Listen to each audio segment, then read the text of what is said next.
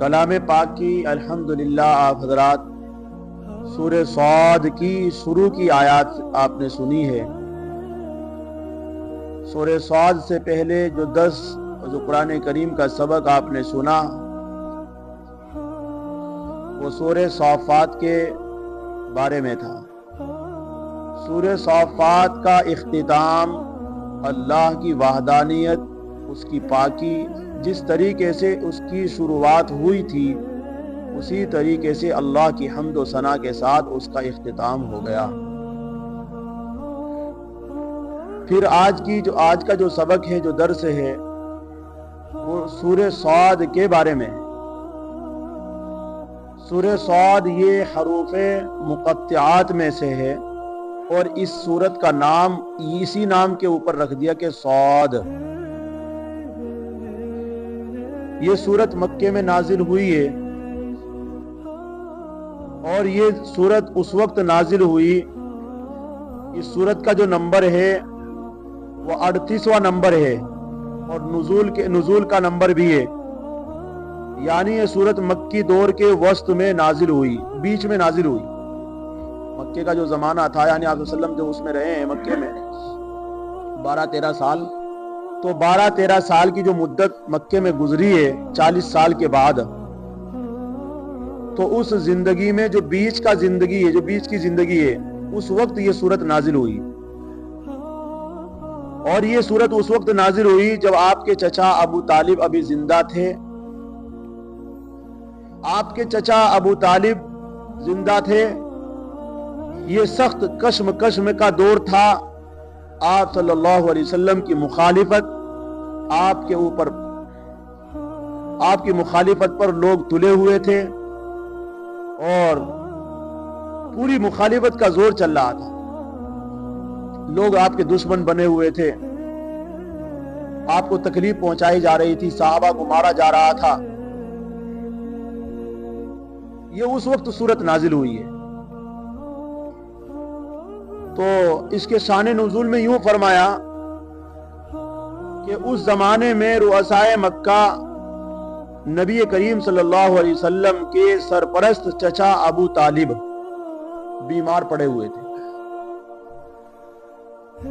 یعنی مرنے کے قریب تھے۔ تو رؤسائے مکہ، جہلائے عرب، سب نے بیٹھ کر میٹنگ کی کہ دیکھیے اگر ابو طالب فی الحال مرنے کے قریب ہے، جو حضرت علی رضی اللہ عنہ کے والد صاحب ہیں، کہ اگر ان کا انتقال ہو جاتا ہے، وہ مر جاتے ہیں اور ہم محمد صلی اللہ علیہ وسلم کو ستاتے ہیں، مارتے ہیں، کچھ بھی کرتے ہیں، ان کو دین اسلام سے روکنے کے لیے ہم کوئی بھی کوشش کریں گے تو پورا عرب ہمارا مخالف ہو جائے گا۔ یوں کہے گا کہ جب تک چچا زندہ رہا تو کسی نے ہاتھ نہیں لگایا، کسی نے کوئی پریشانی نہیں دی، لیکن چچا کے مرتے ہی سارا عرب محمد کا دشمن بن گیا۔ اس وجہ سے ان لوگوں نے مشورہ کیا کہ دیکھیے آج ہم اس قصے کو صاف کرنا چاہتے ہیں، اور سب کے سب نے میٹنگ کی کہ دیکھیے ابو طالب کے پاس جائیں گے سب اکٹھے ہو کر کے، اور جا کر کے ہم یہ کہیں گے کہ ہمیں انصاف کے ساتھ بتاؤ، یہ آپ کا بھتیجا محمد صلی اللہ علیہ وسلم جو ہے، یہ ہمارے معبودوں کو جو برا بھلا کہتا ہے اس کو منع کر دو، یہ ہمارے معبودوں کو برا بھلا نہ کہے، ہم اسے کچھ نہیں کہیں گے، بس یہ کہنا چھوڑ دے۔ حالانکہ ہمارے نبی صلی اللہ علیہ وسلم ان کے معبودوں کو گالیاں نہیں دیتے تھے، برا یہ تھا کہ دیکھیے یہ پتھر کی مورتیاں ہیں اور یہ کچھ نہیں، نہ آپ کو رزق دیتی ہے، نہ آپ کو نفع پہنچاتی ہے، نقصان پہنچاتی ہے، یہ آپ کے کسی کام نہیں آتی ہے۔ بس یہ اس بات کے اوپر انہیں بری لگتی تھی کہ بتوں کی برائی کرنا نہ کرو، اور جو چاہیں یہ ماننے کے لیے ہم تیار ہیں، جو چاہیں۔ نبی کریم صلی اللہ علیہ وسلم نے تو ایسی صورت میں حضرت ابو طالب نے محمد صلی اللہ علیہ وسلم کو اپنے پاس بلوانے کے لیے بھیجا، جاؤ بلا کر لاؤ، بات کریں گے۔ تو آپ کے چچا ابو طالب نے محمد صلی اللہ علیہ وسلم ہمارے نبی سے بات کی، یعنی بھتیجے سے بات کی، کہا بھتیجے یہ آپ کی قوم کے لوگ آئے ہیں، میرے پاس درخواست کر رہے ہیں اور یوں کہہ رہے ہیں کہ آپ کا بھتیجا ہمارے معبودوں کی مخالفت کرتا ہے، برا بھلا کہتا ہے، آپ یہ کام چھوڑ دیں۔ ان کی چاہت، ان کی تمنا یہ ہے کہ آپ جس معبود کو مانتے ہیں مانو، لیکن ہمارے معبودوں کو برا بھلا نہ کہے۔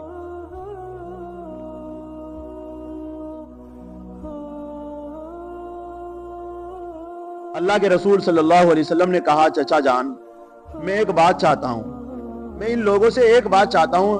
25 آدمی آئے تھے کم از کم، 25 آدمی یہ حضرت ابو طالب کے پاس آئے، جس میں ابو جہل تھا، اور اسی طریقے سے ابو جہل، عاص بن وائل اور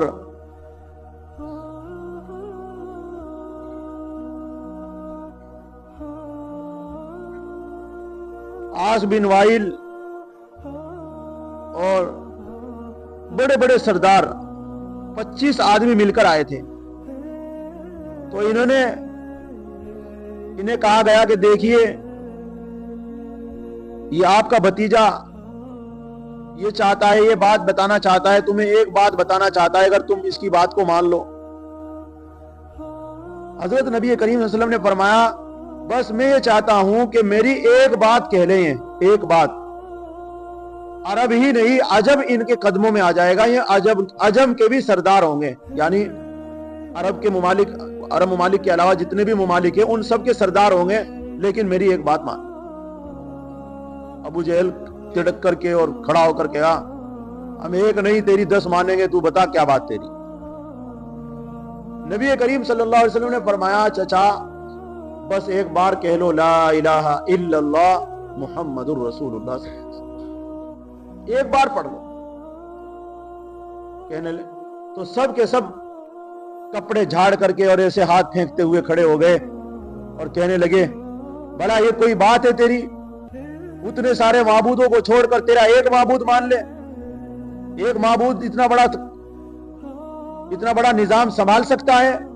اتنا بڑا آسمان زمین، اتنے معبود مل کر کے یہ کام کر رہے ہیں، اتنوں کو چھوڑ کر ایک کو مان لے؟ یہ کوئی بات ہے تیری؟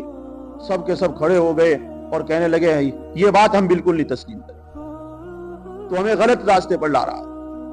اسی کو قرآن کریم کے اندر ان شروع کی آیات میں جو حروف مقطعات سورہ صاد سے شروع ہوئی ہے، انہی کو اس کی طرف اشارہ کیا گیا ہے۔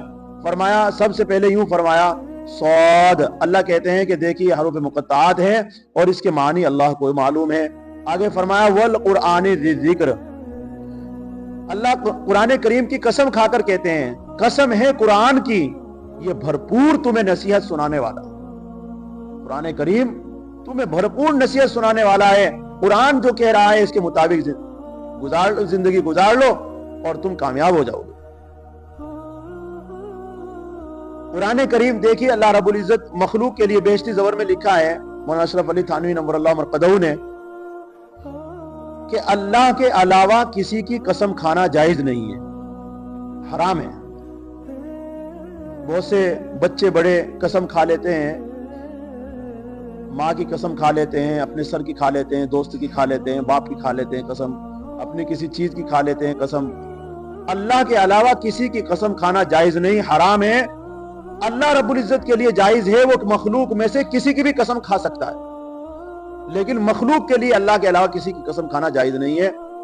انسانوں کے لیے ہو، جناتوں کے لیے ہو، اللہ کے لیے جائز ہے۔ اس لیے اللہ نے کہیں شہر کی قسم کھائی ہے، کہیں درختوں کی قسم کھائی ہے، اور آج قرآن کریم کی قسم کھا رہے ہیں۔ والقرآن ذی ذکر، قسم ہے قرآن کی، اللہ کہہ رہے ہیں ذی ذکر، یہ نصیحت سنانے والا ہے، یہ بھرپور تمہیں نصیحت، یہ نصیحت سے پورے ہے قرآن کریم۔ اس قرآن کریم نے آپ کو نصیحت سنائی ہے۔ کیا نصیحت ہے؟ بل الذین کفروا، بلکہ جو لوگ کافر ہیں، غرور میں، مقابلے میں، یعنی اللہ رب العزت کہنا چاہتے ہیں یہ قرآن کریم جو تمہیں، یہ جو 25 آدمی آئے تھے ابو طالب کے پاس، انہیں کہا جا رہا ہے کہ قرآن جو اتر رہا ہے یہ تمہیں نصیحت سنانے والا ہے، صحیح راستے پر لانے والا ہے۔ اور कुरान करीम ये भी बताना चाहता है दूसरी आयत में कि इन लोगों की जो मुखालिफत है मोहम्मद सल्लल्लाहु अलैहि वसल्लम से, दीन इस्लाम से, वो सिर्फ और सिर्फ इसलिए नहीं कि जानते नहीं, कुछ जानते सब है, लेकिन गुरूर में, तकब्बुर में और जिद की वजह से ये नहीं मान रहे। वलिल्लज़ीना कफरू फी इज्जतिन व शिकाक।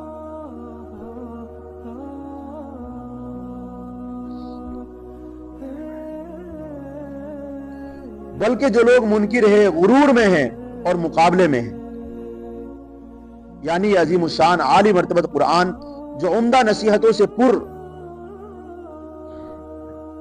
और निहायत मुअस्सिर तर्ज में लोगों को हिदायत और मारिफत की बातें समझाने वाला है, बआवाज बुलंद शहादत दे रहा है कि जो लोग कुरानी सदाकत और हजरत मोहम्मद रसूलुल्लाह सल्लल्लाहु अलैहि वसल्लम की रिसालत के मुनकिर हैं, उसका सबब यह नहीं कि कुरान की तालीम और तफहीम में कुछ कसूर है या हुजूर पुरनूर उसकी तबलीग तबयीन में माअज़ अल्लाह मुकस्सिर है, गलती पर है, बल्कि इनकार और इनहिराफ का असली सबब इनका यह है कि ये लोग झूठी शेखी, जाहिलाना गुरूर, नखवत और मुआनिदाना मुखालिफत के जज्बात में फंसे हुए हैं, चौधराट में फंसे हुए हैं। बस ये समझ लीजिए हमारी जबान में कि चौधराट में फंसे हुए हैं, इसलिए कुरान करीम की नसीहत को कबूल नहीं कर रहे हैं। और मोहम्मद सल्लल्लाहु अलैहि वसल्लम की जो तबलीग है, जो लोगों को अल्लाह की तरफ जोड़ने की बात उन्होंने की है, उससे बस ये गुरूर में, तकब्बुर में जरा इस दलदल से निकले तो हक सदाकत की साफ सड़क नजर आ जाए। यानी अगर गुरूर और तकब्बुर की सड़क से निकले, उसके दलदल से निकले, तो इन्हें हक की साफ सड़क नजर आएगी, लेकिन जब निकलते ही नहीं तो साफ सड़क कैसे नजर आए। आज भी जो लोग दुनिया के अंदर कुफ्र और शिर्क पर मुब्तला हैं, ये भी अपने गुरूर और तकब्बुर में, बड़ा पता सब है इनको मजहब इस्लाम हक है, लेकिन उस दलदल में फंसने की वजह से इन्हें साफ सड़क नजर नहीं आती है, उन्हीं चक्कर काट रहे हैं। कभी बुतों के पीछे हैं और कभी दरख्तों के पीछे, और कभी किसी जानवर के सामने हाथ जोड़ रहे हैं, और कभी पानी के सामने और कभी आग के सामने हाथ जोड़ रहे हैं, बस वहीं घूम रहे हैं। आगे फरमाया कम आहलकना मिन क़ब्लिहिम मिन क़र्न। अल्लाह ये कहना चाहते हैं कि देखिए हमने इससे पहले बहुत सारे लोगों को हलाक किया है, बहुत सारी जमातों को हलाक किया है। धमकी दे रहे हैं अल्लाह ताला, कम आहलकना मिन क़ब्लिहिम मिन क़र्न, बहुत गारत कर दी हमने इससे पहले जमातें। कौम समूद थी, कौम आद थी, उनका जिक्र भी आगे आएगा कलाम पाक में। कौम नूह थी, कितनी जमातें थी, सबको अल्लाह ने हलाक कर दिया जब उन्होंने अपने अल्लाह की बात का इनकार किया और रसूलों की बात का इनकार किया। फनादौ वला तहीन मनास, फिर लगे पुकारने, यानी जब अजाब उनके सर पर आ गया फिर कह रहे हैं तौबा तौबा तौबा तौबा। अल्लाह कह रहे हैं अब तौबा का वक्त निकल चुका है, अब खुलासी नहीं है, अजाब आ गया तो फिर अब भुगतना पड़ेगा। ऐसा ही हुआ कि जब अजाब आया तो फिर सब ने हाथ जोड़े हैं। फिरौन भी हाथ जोड़ रहा था कि नहीं रब्बी मूसा व हारून, अब मैं ईमान ला रहा हूँ मूसा और हारून के रब पर, लेकिन अल्लाह ने कहा अब नहीं चलेगा, अब तो तूने देख लिया है क्या है, देख कर नहीं चलता है, बगैर देखे मान लेता तो हम तुझे मान लेते, तू चाहे कितना भी बड़ा गुरूर तक, लेकिन अब तो तूने देख लिया मुझे, मेरे फरिश्तों को देख लिया, सब कुछ देख लिया, अब कह रहा है मेरा ईमान ला रहा हूं। तो उसी को फरमाया, यानी उनको मालूम रहना चाहिए कि इसी गुरूर तकब्बुर की बदौलत अंबिया अल्लाह से मुकाबला ठान कर बहुत सी जमातें पहले तबाह और बर्बाद हो चुकी हैं। वो लोग भी मुद्दतों खुदा के पैगंबरों से लड़ते रहे, फिर जब बुरा वक्त आकर पड़ा और आज़ाब इलाही ने चारों तरफ से घेर लिया तो घबराकर शोर मचाने लगे और खुदा को पुकारने लगे, मगर उस वक्त फरियाद करने से क्या बनता, रिहाई और खुलासी का मौका तो निकल चुका था और वक्त नहीं रहा था कि उनके शोर और पुकार की तरफ तवज्जो की जाए।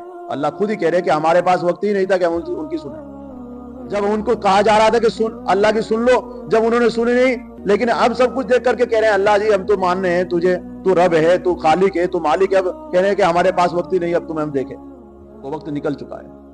अल्लाह, ये थी पिछली कौमों का हाल। हमें भी ये बात कही जा रही है, आज हम गुनाहों में अगर फंसे हुए हैं, दलदल में गुनाहों की हम चक्कर काट रहे हैं, तो याद रखो जब अल्लाह की तरफ से अजाब मौत आएगी तो फिर कहेंगे जी अल्लाह जी तौबा आप नहीं करेंगे, लेकिन वो वक्त अब निकल चुका होगा कि तौबा कबूल हो। मौत के वक्त तौबा कबूल नहीं होती, इसलिए अभी मौका है अपनी गलत जिंदगी को छोड़कर, अपनी कसूर वाली जिंदगी को छोड़कर अल्लाह की मानकर जिंदगी गुजारे और अल्लाह से माफी मांगकर जिंदगी गुजारे। आज अल्लाह रब्बुल इज्जत तवज्जो कर देंगे हमारी तरफ और आज हमें देख लें। आगे फरमाया वाजिबु अन जाअहुम मुनज़िरुम मिनहुम, और ताज्जुब करने लगे इस बात पर कि आया उनके पास एक डराने वाला उन्हीं में से। यानी यूं कह रहे थे वो लोग कि ये तो हमारे जैसा बशर है, इंसान है, ہمیں جو ڈرا رہا ہے, ہمیں جو ڈر سنا رہا ہے, ہمیں تو کوئی فرشتہ چاہیے تھا, کوئی جنات آتا ہمارے پاس نبی بن کر, یہ ہمارے میں سے رسول بن گیا. اللہ کہہ رہے ہیں کہ تعجب کر رہے ہو, تعجب کر رہے ہیں وہ لوگ کہ ہمارے میں سے ایک ڈرانے والا آ گیا. وقال الکافرون ھذا ساحر کذاب, اور یوں کہنے لگے کافر لوگ ہمارے نبی کو, محمد صلی اللہ علیہ وسلم کو, کہ یہ بڑا جادوگر ہے. یعنی آپ کے معجزات کو, قرآن کو جادو کی کتاب کہنے لگے, نعوذ باللہ. اور آپ کی باتوں کو, جو آپ کا یعنی آپ کی بات سنتا تھا جو, وہ آپ کا دیوانہ ہو جایا کرتا تھا, تو آپ کو جادوگر کا لقب انہوں نے دیا, نعوذ باللہ. اور قرآن کریم کو انہوں نے جھوٹا بتلانا شروع کر دیا. اللہ کہہ رہے ہیں, اور وہ لوگ یہ بات بھی کہہ رہے تھے, اجعل الالہۃ الہ واحدہ, کیا اس نے, یعنی جب ابو طالب کے پاس بیٹھے ہوئے تھے اور ہمارے نبی نے یوں کہا کہ لا الہ الا اللہ پڑھ لو سب, تم ہی سردار رہو گے, چودراہٹ تمہاری چھننے کی نہیں, تم چودھری بنے رہو گے, لیکن پڑھ لو کلمہ, تو سب کے سب یوں کہنے لگے اجعل الالہۃ, کیا ہم ایک معبود کر لے, یعنی اجعل الالہۃ, کیا اس نے اتنے سارے معبودوں کو چھوڑ کر 313 کروڑوں معبود مکے کے اندر رکھ رکھے تھے بت بنا کر کے, یہ سردی کا ہے, گرمی کا ہے, یہ روزی کا ہے, سفر کا, تھیلے میں لے پھرتے تھے اپنے بت بنا بنا کر کے, کہیں سفر میں رکھا اور وہیں ہاتھ جوڑ کر کھڑے ہو گئے. اس طریقے سے انہوں نے اتنے بت بنا رکھے تھے, اتنی پتھر کی مورتیاں انہوں نے اپنے خدا بنا رکھے تھے. تو یوں کہہ رہے ہیں اجعل الالہۃ, کیا اس نے اتنے ساروں کی بندگی چھڑوا کر ایک کی طرف لے جا رہا ہے, الہ واحدہ, ان ھذا لشیء عجیب. تو سب کے سب یوں کہنے لگے یہ تو بڑی عجیب بات ہے اس کی, یعنی محمد کی بات یہ بڑی عجیب ہے, اتنے سارے معبودوں کو چھڑوا کر ایک کی طرف لا رہا ہے. ارے اتنا بڑا نظام ایک سنبھال سکتا ہے؟ یہ تو بہت سارے مل کر نظام سنبھال لے, کہ ان کا عقیدہ تھا. اللہ نے ہم سب کو یہ عقیدہ دیا ہے کہ اس پوری کائنات کو چلانے والا, سورج اور چاند کا مالک, زمین اور آسمان کا مالک, اس کے نظام کو چلانے والا صرف ایک ہے. یہ ہمارا عقیدہ ہے. ان کا عقیدہ یہ ہے کہ اس کے چلانے والے بہت سارے ہیں. بارش کا الگ بنا رکھا ہے انہوں نے, روزی کا الگ ہے, اور بیماری کو لانے والا الگ ہے, وہ سب انہوں نے اپنے الگ الگ بنا رکھے. ہمارا عقیدہ یہ نہیں ہے. قرآن نے عقیدہ دیا ہے کہ معبود صرف ایک ہے, ایک ہی خالق ہے, ایک ہی مالک ہے, اور ایک ہی سب کچھ ہے. انشاءاللہ اگلی جو تفسیر آپ کے سامنے آئے گی اتوار کے روز, اس میں یہ بات آپ کے سامنے آئے گی کہ وہ لوگ جب کھڑے ہوئے تو انہوں نے کس طریقے سے بات اپنے منہ سے بولتے ہوئے, بڑبڑاتے ہوئے جا رہے تھے ابو طالب کے پاس سے. اللہ تعالی ہم سب کو بھی صحیح معنوں میں مسلمان بنائے, اور اللہ